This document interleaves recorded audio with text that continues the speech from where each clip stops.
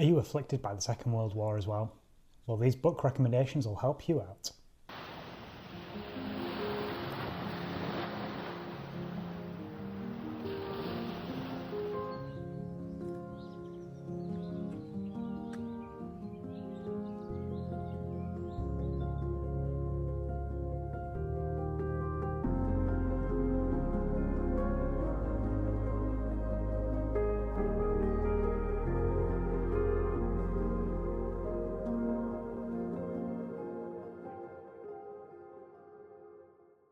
Hello and welcome to another episode here on the Echoes from the Past YouTube channel.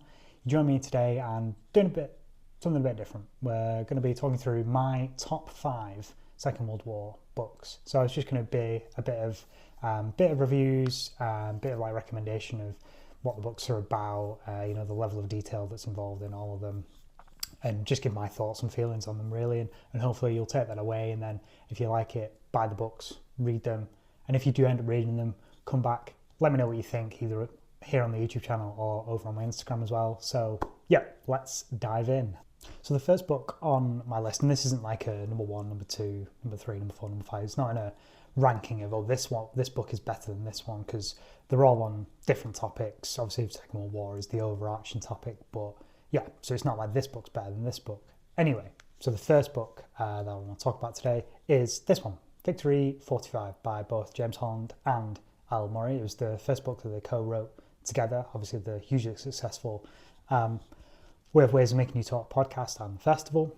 So it made sense for them to write a book together as well. So what I love about this book is, first of all, I love the cover. Just Monty in his looking splendid in his battle dress there, and he's watching the surrender take place, which is an amazing story.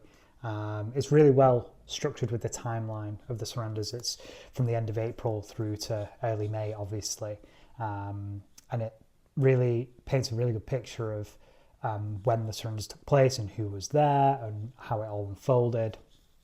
And also it's really good idea as well, I liked at the beginning of the book, was to have pictures of the principal personalities, so that as you're reading it, you can put a face to a name of, oh, that's what that person looked like. And obviously, as you're reading, you can go back and you can go, oh, that Donitz, what did he look like?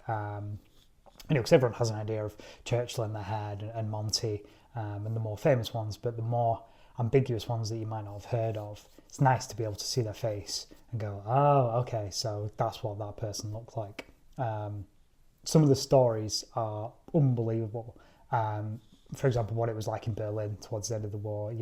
I think one of the first ways it's described is apocalyptic, and it really is. And, some of the stuff that took place there it's an uncomfortable read.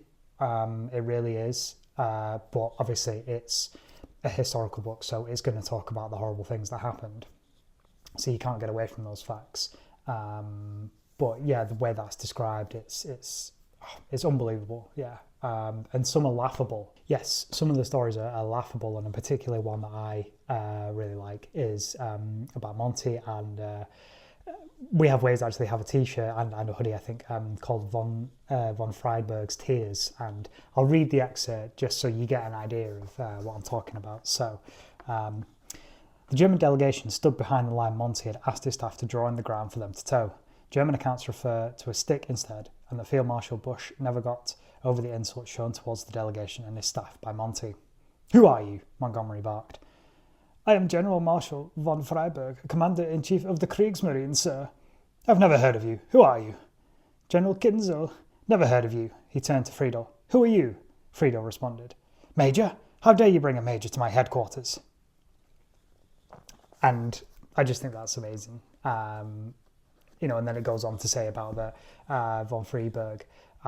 He prepared like a speech, but he didn't really speak English, and his nerves got the better of him, and then he openly started to cry, and then later, towards when the signing of the surrender was going to happen, he then started blubbing again. It's a very, very funny story. So yeah, overall, it's an amazing book. I highly recommend it. The way it's structured is really good. Takes you through a logical timeline, and you can understand all the characters that are in play. A particular mention I think the ending is amazing, and I'll read another excerpt now, because after I read it, I was thinking, wow, that's really, it's on the head, and it's very, very relevant to nowadays, really. It can be applied, obviously, to today. So, the surrenders of 1945 are also a reminder of the terrible cost and sacrifices that were made to reach that point. The freedoms and the peace we enjoy here in the West should not be taken for granted. They were hard won. We must never, ever forget it. And I think that was an amazing way to end the book. And it's also a little bit before that, it's talking about, how it's unbelievable that, in the Middle East and Ukraine, similar things are happening with the amount of casualties and war, basically war happening again, 80 years later. So that's an amazing book, and I highly recommend it. So the next book on my list, and kind of delving into more of a specific topic rather than overarching Second World War, is this one, Arnhem, Black Tuesday by, surprise, surprise, Al Murray. Yes, I'm a big fan. And also this is following the battle during Market Garden on the Black Tuesday, Tuesday the 19th of September 1944. And again, it's an amazing book. I mean, even as soon as you open it, where you've got the front cover, and it just shows you all the kit that a British paratrooper would carry, it gives you an idea of how difficult their job must have been. Think of the Joe Toy scene in Band of Brothers just before they jump, and he's reeling off. He's like, I've got this, I've got nasty skivvies, and my M1 and my gamma grenade and hand grenade and all this stuff. And I know that's a bit of an occupational hazard as a paratrooper, because they're being dropped behind enemy lines, so they need all their kit on them so they can land and fight straight away if need be. But I thought that front cover of the book is a great way to kind of set the tone of, okay, this is the level of detail that I'm going to get from this book, and you definitely do. And me personally, I only knew very little about Market Garden, apart from the basics of, its aims and when it took place and, the overarching objectives. But it was a really good book to help me understand the difficulties faced by the British and Market Garden overall, because it was a very ambitious plan. So this book definitely helped me understand that conflict as a whole. The layout of the book is really, really good as well. So because it's focusing on one day, there's a timeline of the day, literally by hour. 06:30 this happened, 10 a.m. this happened, that sort of thing. So combine that with the use of maps as well to show troop movements and where they were and where they were encountering, difficulties. It really helps you understand the battle, because it is a chaotic battle. As you read the book, you're really getting a sense of, oh my God, this was horrific, especially because the way Al wrote it, of it's not with the benefit of hindsight. He's writing it in the here and the now. So these soldiers that he's writing about, they don't know what's going to happen next week, because it's literally just concentrating on this one day, these battles that took place. And it really kind of puts you in their shoes amongst the chaos, which is really well done. You've even got details kind of about the operational level. He covers the fighting and then also the higher ups and what was going on with them and the infighting, with Hackett and Urquhart, obviously Urquhart going missing. So it's a good mix of a sense of the overarching picture, but then really zooming into the soldiers and the fighting and their actions and what happened to them. So it's a really, really good mix. And I was a bit unsure going into it, because like I said before, I didn't really know anything or much about Market Garden. But it's the Second World War book, of course, so I was going to read it. And I'm really glad I did. I'm really glad I didn't pass on it. So yeah, again, I would highly recommend it, because you really get an understanding of Market Garden as a whole. And I think sometimes, Market Garden gets overlooked, it gets overshadowed by, D-Day and Normandy, because I think people tend to think, oh, D-Day and Normandy happened and then, oh yeah, we won, but people forget everything that happened after that and in between. So yeah, I'm really glad I read that one. Now we're moving on to a bit of a bigger one. We're moving on to Normandy 44, D-Day and the Battle for France by, surprise, surprise, James Holland. So I'd never read any of James Holland's solo books. Obviously, I read Victory 45 before I read this one, but I'd never read any of his books that he just wrote by himself. And the level of detail is unbelievable. I mean, if you just look at the amount of words per page, it's super detailed. It's everything from the build up before D-Day and the planning, to then actual D-Day and what happened, to then obviously the breakout and the Battle for France. And a really good companion to this, an honourable mention of a book, would be the D-Day Atlas that I've used in previous videos. That's a more, I don't know if watered down is the correct wording, but I would highly recommend reading that one first, the D-Day Atlas, because it's got bigger maps, is kind of more easily digestible. So I would read that one first, which I did, and then I read this one. So they go really well together. So because it's so detailed, it's perfect if you love the nitty gritty of troop movements and units that were involved. I've used some of the nitty gritty facts for a bit of a short that I did on here with the fierce Germans on Omaha Beach, where a detail is that there's only 350 men defending the whole stretch of the 5-mile stretch of Omaha Beach in WN 60 and 62, I think it was.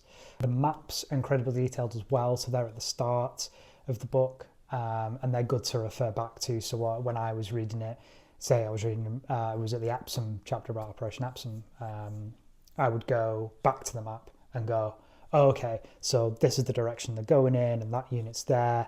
So I would read a bit and then go, hang on a minute, just remind myself of whereabouts on the continent is this fighting happening. So that was really useful, and that was a really good touch. And then once you've even read like the bulk of the text and you get towards the back of the book, the appendices is incredibly detailed. It's showing you the breakdown of both the Allied and the German kind of organisation of the regiments. And yeah, if you love that sort of thing, it's amazing to see, how things were structured. So it's a really good mix of like storytelling of the events and then the facts and the nitty gritty. So it's a perfect combination. And I think it's a really good overall companion really for the Second World War particularly. So for example, I watched Saving Private Ryan after I'd read this book, and there were certain things that the characters in that film were talking about, and I was like, oh yeah, I've read about that, and now I understand why they're griping about that, and what that means, and like where they are in terms of the fighting. So it gives you a better perspective of other things as well that can kind of fill in gaps that you might not necessarily have known before. So again, yeah, highly recommend that one. And now we're moving on to the daddy, really. Some people would say, well, Second World War, World War II books. Moving on to Band of Brothers, which is really apt, because literally I think the first proper video I did on this channel was a review of this versus the series, the TV series. So it's good to come back to this and kind of give some more thoughts on it.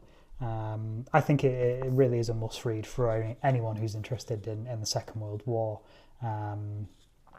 Like I've said before, Band of Brothers is often a gateway into the Second World War, which is a good thing. So I think if you start with the series and then you go, I'm really interested in that, I would then suggest read the book, because then it gives you a closer look at the single unit and it makes it a bit more personal compared to the broader subject books, compared to James Holland's Normandy book. That's very, very broad, and yes, it speaks about units and what they did, but it's not super specific like Band of Brothers is. I know in Normandy 44, he talks about the Sherwood Rangers, because that's one of James's favourite units and one he's connected very deeply to. But Band of Brothers is really obviously focused on the men of Easy Company and how they interacted and where they fought and their story. And obviously if you connect with them via the TV show, you're going to connect to them even more after reading the book. The historical pictures that are in Band of Brothers as well, I'll edit in some of them as well, especially the hand-drawn picture drawn by Christensen.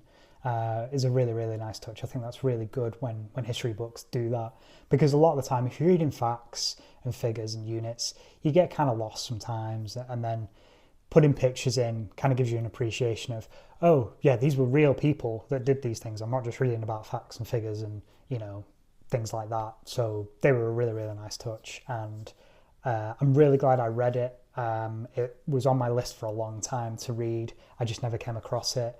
And I thought, yeah, I'll get around to it eventually. But I'm very, very glad that I did read it. And again, highly recommend it. If you love the TV show, read the book. You'll love both even more. And last, but certainly not least, on this list is Beyond Band of Brothers. So, bit of another companion to Band of Brothers, but this time it's a Band of Brothers written by Stephen E. Ambrose. This one is by Major Richard Winters, which is amazing. As soon as I saw this, I think I bought it in London, maybe over a year ago now.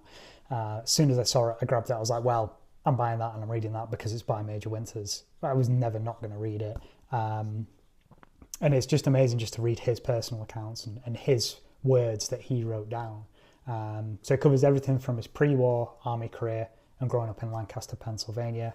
So about how he went through training, became an officer before the war broke out, and then his move into becoming a paratrooper and his history that way. There's more historical pictures that you might not have seen before in this book, which is nice. More of the men of Easy Company and of Major Winters, which is, again, like I said before, it's just a really nice touch, and it brings you back to the human level of what these men went through. As well as, it's great to read about his relationship with his men. Obviously, we all know he was super close with them all, and he cared for them greatly, and he led by example, an exemplary leader. But I thought this excerpt from towards the end of the book really made me smile. I returned to Breakout and the other battlefields several times over the next decade, the last time in June 2001 for the premiere of HBO series Band of Brothers. I chose not to participate in the preliminary tour party in Paris. I didn't want to be part of that. It just wasn't in my nature. I prefer quiet reflection to reminisce about Easy Company's baptism of fire 57 years earlier. And I think that speaks a lot for Major Winters, obviously, in the series. In Day of Days, he says he prayed to God, and that if he got through it, he would find a quiet place in the corner of Pennsylvania, and he would just live his life out in peace. And that's what he wanted to do, and that's what he wanted for his men as well. So I think if you're obviously a fan of Band of Brothers, you will really enjoy this book as well. Obviously, again, it's just another layer to it. So the show gives you a lot of detail about what the men were like in their relationships. Then the book Band of Brothers again adds more detail. It tells you things you might not know. And then again, because it's written by Major Winters, he's going to tell you things that maybe Stephen Ambrose couldn't fit in, or felt like he wanted to leave out, or he shouldn't have put in, sort of things like that. Another amazing book. And yeah, they're just might call this video my top 5. There's so many more books that are on my bookshelf that are to be read. I am a slow reader because I like to digest, and I like to try and remember the facts and figures and absorb the history. But there's plenty more books that I'm going to read and I want to read because I really do love this subject. So yeah, hopefully that's helped you. Hopefully that's inspired some of you to go out and buy some of these books. Some of the historical pictures that are in the books, I'll edit in so you get an idea. Thank you very much for watching. I hope you've enjoyed. Don't forget to like, share and subscribe. It's free after all. Hey, times are tough right now. I'm giving you something for free, So yeah, thanks guys. I'll catch you in the next one. Peace.